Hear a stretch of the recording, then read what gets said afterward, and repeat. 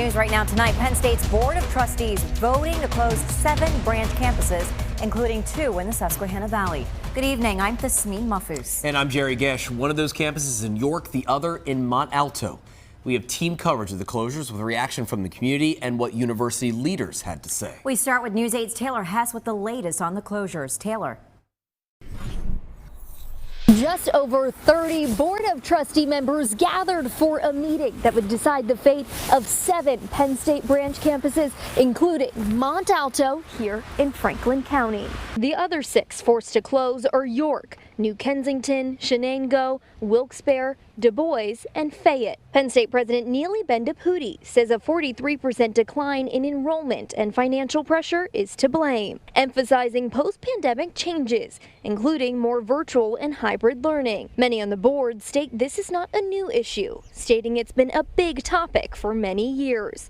Now the hope is that it doesn't happen again for the remaining branch campuses. Those 7 campuses will now be on what they're calling a 2-year wind-down period until 2027, when they're officially forced to close their doors. A difficult decision for many, but one they say is necessary. Yes, it's a tough decision, but I believe it's the right one for Penn State, and I will support this resolution. But they didn't all vote for the closure. Penn State Altoona professor Nicholas Rowland was one of the 8 that voted against it. I think we could be more collaborative and more committed to renewal than this moment that we're in right now suggests to me. Professor Rowland was outvoted, leaving many in just 2 short years without their schooling, jobs, and key staples of their community. In a statement to News 8 from Penn State Mont Alto and York's regional chancellor, Dr. Marilyn Wells, she says in part, "Tonight was a very emotional evening for our campus communities,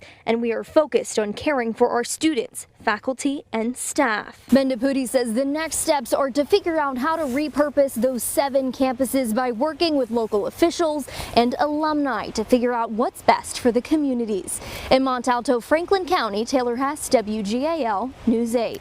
And Anthony Lebrano is another trustee who voted against the closures. He told me all he wanted was more time for the affected 7 communities to have a say in what would happen to their Penn State campus before the board took a vote tonight. Take a listen to a heated exchange Lebrano had with the chair of the board. Again, I think it's disrespectful to these people. I mean, the fact that we're not in person, to me, is disrespectful to those communities as well. So Lebrano says Penn State as an institution is entrenched within their respective communities. He doesn't disagree with the closure, but he feels there was a lack of transparency and engagement with the public before tonight's vote, and that he's concerned with the transition for these campuses, especially York and Mont Alto.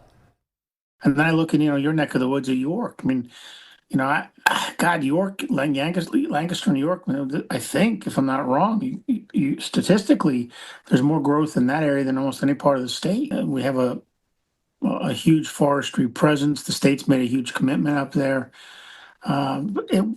Closing that campus per se will certainly have a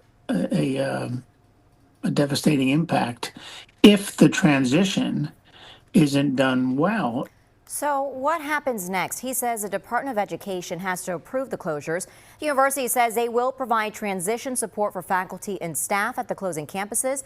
And Lebrano says it's up to the communities and trustees to hold the board accountable for the promises made to repurpose the campuses with locals in mind. And after tonight's vote, Penn State President Neely Bendapudi spoke to the Penn State community in a live stream address. She acknowledged how deeply personal and difficult a decision like this can be for the people and communities it impacts. But she said the decision was necessary to safeguard Penn State's future in a rapidly changing higher education landscape, noting that the Commonwealth campuses were built to serve a Pennsylvania that is very different from the one today.